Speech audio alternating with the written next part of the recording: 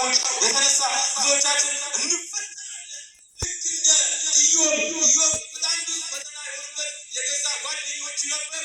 ደግሞ ከሁሉ የተነሳ ደግሞ ሚስቱ ነበረች። ምዕራፍ 16 ላይ እንደማለት ይናገራል። ሚስቴ እንኳን ቁስሌን ተጸየፈችኝ፣ በጥቅሻ የሚታዘዙ የነበሩት ባሮቼ ራሱ ያዕቆብ በሌሊት ወጣ። እንግዲህ አስታውሷ የተሰደዳችሁበትን ቀን የመከራችሁበትን ቀን አስቡ። በብዙ ደስታ ከቧቸው የነበሩ ሰዎች የዛን ቀን ባዷችሁ ስትሆኑ ብቻችሁ ስሏቸው የተለዩ ቀን አስቡ። ያዕቆብ እንደዛ ነው። ብቻውን ሄዶ ድንጋይ ተነስቶ ተኛ። ግን ይቺ ሌሊት የያዕቆብን ሕይወት የቀየረች ሌሊት ነበረች። የተባረከች ሌሊት ነበረች። ምንድነው ዋና ዓላማው? የትምህርቱ እዚህ ጋር ነው ያለው። ከምድር እስከ ሰማይ ድረስ መሰላል ተተክላ ያዕቆብ ይመለከታል። በላዩ ላይ መላእክት ይወጡባታል፣ ይወርዱባታል። ደግሞ ጫፉ ላይ እግዚአብሔር ተቀምጦባታል። ማን ተቀምጦባታል? እግዚአብሔር የተቀመጠባትን መሰላል ላይ ከዚያ በኋላ ጠዋት ሲነሳ ምን ብሎ ተናገረ? ይቺ ምን ያህል የምታስፈራ ስፍራ ናት፣ ይቺ ምን ያህል የምታስደነግጥ ስፍራ ናት አለና ይቺ የሰማይ ደጅ ናት በማለት ተናገረ። የማን ደጅ ናት? የማን ደጅ ናት? ሰማይ ደጅ ናት። እዚያ ስፍራ ወርቅ መሰላል ለታዲያ ሁሉ ይቺ የወርቅ መሰላል አንደኛ የሃይማኖት ምሳሌ ናት። ሃይማኖታችን እኛና እግዚአብሔር የምንገናኝበት ድልድያችን ናት። ከእሷ በቀር አንዳች የለንም። ለዚያ ነው ሃይማኖታችን ምን ይላል? አሚንሰ መሰረት ይእቲ። ሃይማኖታችን እምነታችን መሰረት ናት። የሁሉ መነሻ ሃይማኖት ነው። ለዚያ ነው ወዘንበለ ተአምኖሰ ይክርቦ፣ እነሆ እምነት የሌለው ሰው ይላል ራዕይ 11 ላይ እግዚአብሔርን ደስ ሊያሰኝ አይችልም ይላል። ማን ደስ ሊያሰኝ አይችልም? ማን ደስ ሊያሰኝ አይችልም? ምን የሌለው ሰው፣ ሃይማኖት የሌለው ሰው፣ እምነት የሌለው ሰው። እቺ ሃይማኖታችን የያዕቆብ መሰላል ምሳሌ ናት። ሁለተኛዋ የያዕቆብ መሰላል የያዕቆብን ሌሊት ያበራችለት የወርቅ መሰላል እመቤታችን ናት። ማናት? በሚቆሙ ማኅሌተ ጽጌ ላይ አባቶቻችን ላይ ሊቆሙ ያድራሉ። እዛ ላይ የሚል ቃል አለ። እድኪሰ በጊዜ ልቃሙ መዓልተ ብፁዕ ዘሌት ይበሉ ሌሊተ ይላል። ሰማችሁ ነው? ቀን እንዳው እንዲህ ፊት ለፊት ያየሽ ሰው ጌታ በነበረበት ዘመን እንደዛ ሁሉ ያየ ሰው ታዩስ እሱ ይቅርና እንደ አባ ጊዮርጊስ ዘጋስጫ ነው። በቀን ፊት ለፊት ያየ ሰው እሱ ይቅር፣ እንደ ቅዱስ ያሬድ አባ ላይቆስ እንደ ቅዱስ ኤፍሬም በቀን ያየ ሰው ይቅርና ብፁዕ ዘሌት በሕልሙ ሌሊተ ሌሊት ራሱ በሕልሙ የታየሽ ሰው ምንድነው? እሱ ነው የተመሰገነ ነው በማለት ይናገራል። እስኪ ልበልና መስከረስ አባቶቻችን ይህ ቃል ይዘው ሌሊት ቆሞ ያድራሉ። አያችሁ እኛ ተኝተን አንቀላፍተን እያለ እነሱ ንኢ ማርያም ስለወልድኪ ፍቁርኪ መቤት ወይ ከልጅሽና ከትውልድሽ ልጅሽ ጋር ነይ ይላል። የብሉይ ኪዳን አባቶች እየጠሩ ነይ ይላሉ። አዎ የአዲስ ኪዳን ኪሩ ወይ ነይ እያሉ ይጠሯታል።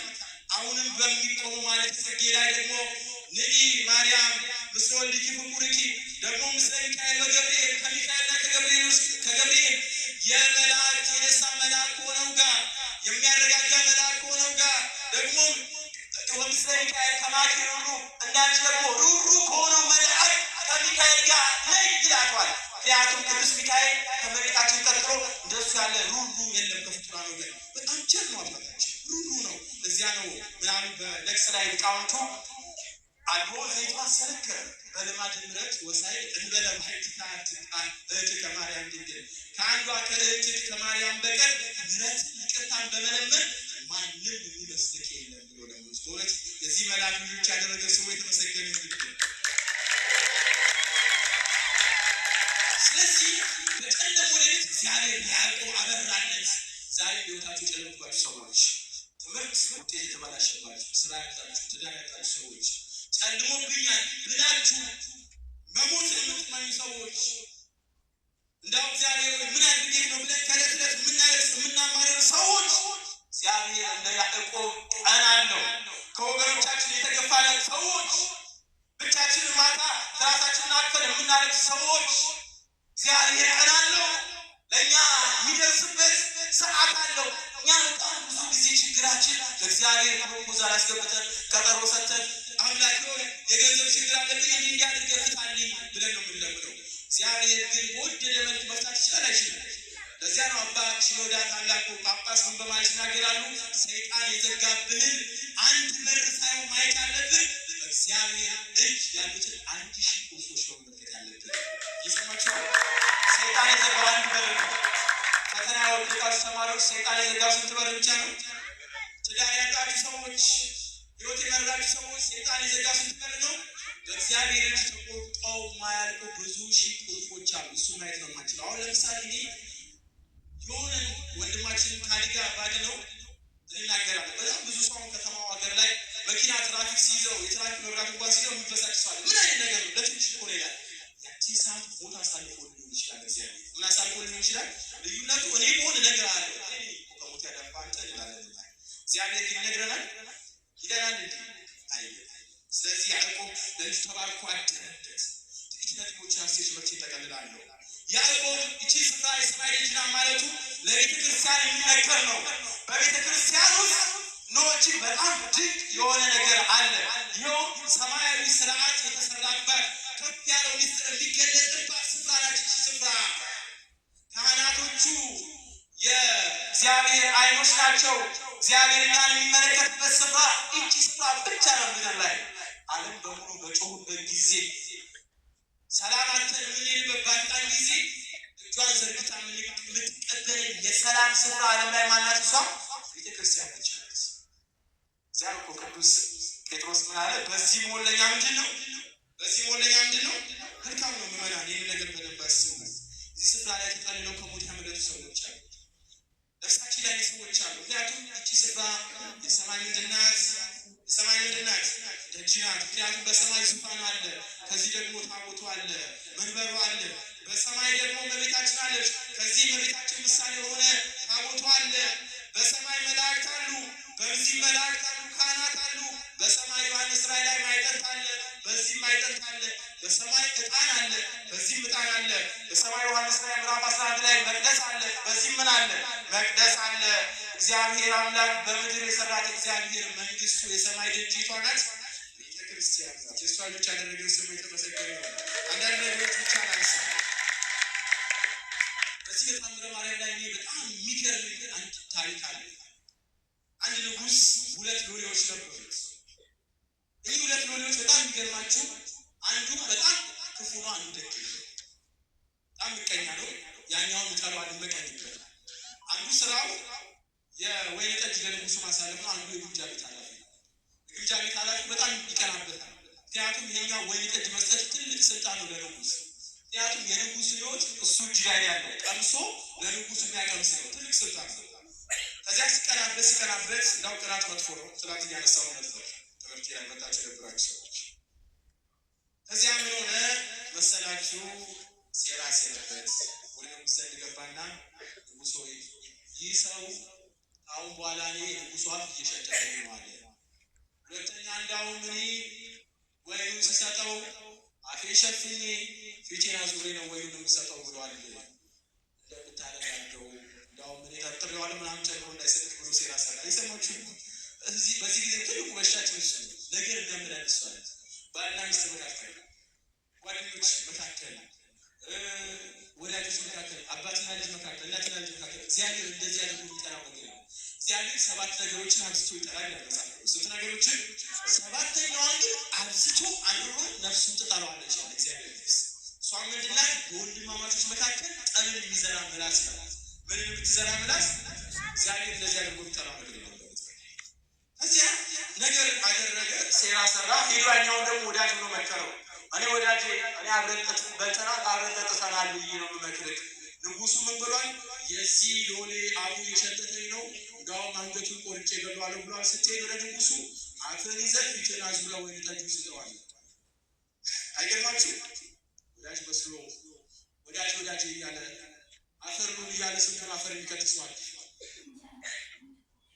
ወዳጅ እያለ ገደል የሚከት ስንቱን መቃብር የከተተሰዋል። እግዚአብሔር ከዚህ ሰው ይህ ሰው የዋህ እንደተባለው አድርጎ ሄዶ አፉን ሸፍኖ ፊቱን አዙሮ ወይን ጠጁን ሲሰጠው ንጉስ ተቆጣ።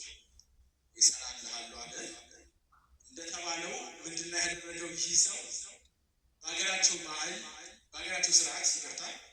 ሰው የሚገሉት ሰቅሎ አይደለም፣ ወይ ደግሞ በሰይፍ አይደለም እሳት አንደው እዛ ውስጥ ነው የሚገቡት እና ሂድና ለንጉስ ለእሳት አንዳጁ ንጉሱ አድርግ ያልኩን ነገር አድርግ ብሎሃል ብለህ ነገረዋል። ምን ያልኩን ነገር በኮድ ነው ማለት ነው። ለእሳት አንዳጁ ንጉሱን ብሎታል። አንድ ሰው ልካለሁ አድርግ ያልኩን ነገር አድርግ ብሎሃል ሲል ከተን ይዘን ወደ ምን ከተን ወደ እሳት ከተን ምንም በማያውቅፋት ምንም ባልሰራው ስራ ምንም ባልደረው በደል ይህ ሰው እሳት ሊገባ ይቀጣል። ሴራ ሰሪ ነገር ሰሪ ባጠፋው ጥፋት ይህ ሰው እሺ ብሎ ወደ ታዘዘበት እየሄደ ያለ የእመቤታችን ቤተክርስቲያን ተመለከተ ይላል። የማን ቤተክርስቲያን ተመለከተ? የማን ቤተክርስቲያን ተመለከተ? ገባ ሰው ታደረገ። ቤተክርስቲያን ስታዩ ዝም ብላችሁ አትለፉ። ምክንያቱም ብቻ የምንደጅናት አልኩ ሰማይ ደጅናት ሰማይ ጎራ ብሎ እንዳው አስቡ ብሎ መውጣት ትንሽ ነገር መሰላችሁ? ምድራዊ ነገስታት ፊት እንኳን እንዴት እንደምናጎበድድ እኛ እናውቀዋለን። አንድ ሰፈር ቀበሌ ፊት እንኳን የሰማይ ደጅናት። ስለዚህ ምን አለ ማለት ነው? በጣም የሚደንቃችሁ ነገር ሄዶ ጸለየ፣ አረፍ አለ። ጸሎት አድርጋችሁ ደግሞ ዝም ብላችሁ በራችሁ አትሉ። አንድ የበረሃ አባት እንዳው ጸሎት አድርጎ የሚያወራ ሰው ሻማ ለኩሶ በነፋስ መካከል የሚሄድ ሰው ይመስላል። ጸጥ ማለት የጽሞና ጊዜ ለራስ መስጠት። ከዚያ ቁጭ ብሎ ሲቀመጥ አንድ ነገር ተፈጠረ። መሬታችን ምን ይሳላታል? የዚህ ሰው ላይ እንቅልፍ ጣለችበት። ምን ጣለችበት? እንደማ እንደ አቤሜሌክ አቤሜሌክ ቅጠል ይዘና ተብሎ ወደ ጫካ ቢላክ ጋደም ማለት 66 ዓመት ተኛ መከራ ውስጥ ያለ ስንት ዓመት እግዚአብሔር ይችላል አይችልም? አስተኝቶ ሊያስመለጥ ይችላል። አንተ ግን ታማርራለህ። ዛሬ እግዚአብሔር አምላክ ያዘገየህ ከሞት ፊት ነው የሰወረ።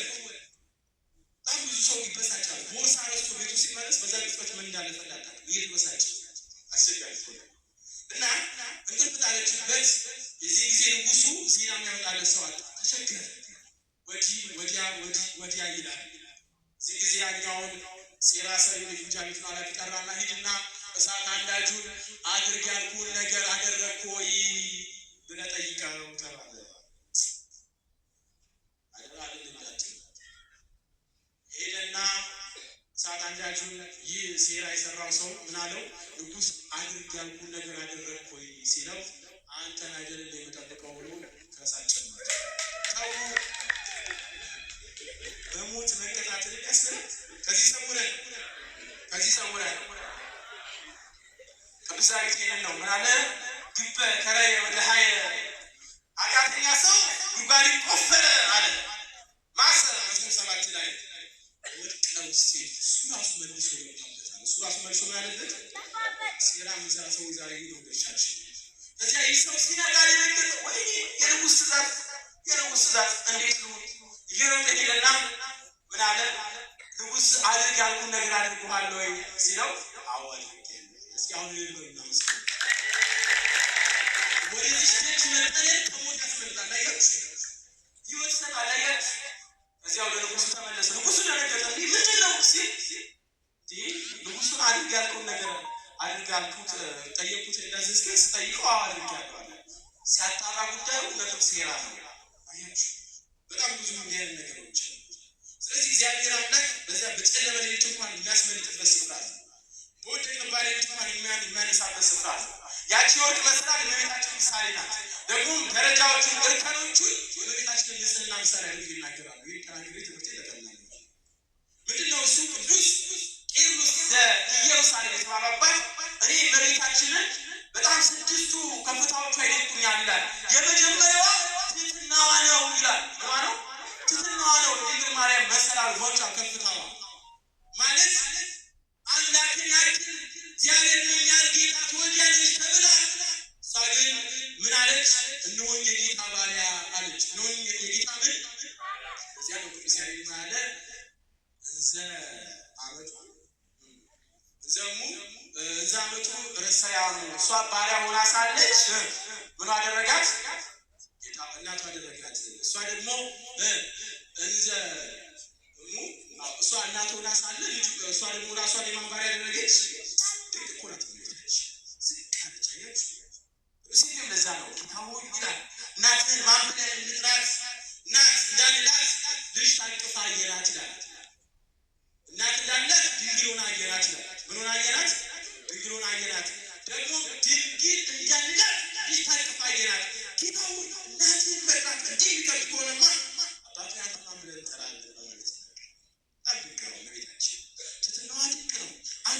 በዘመን ታስባል ስደቷ አምላክኛ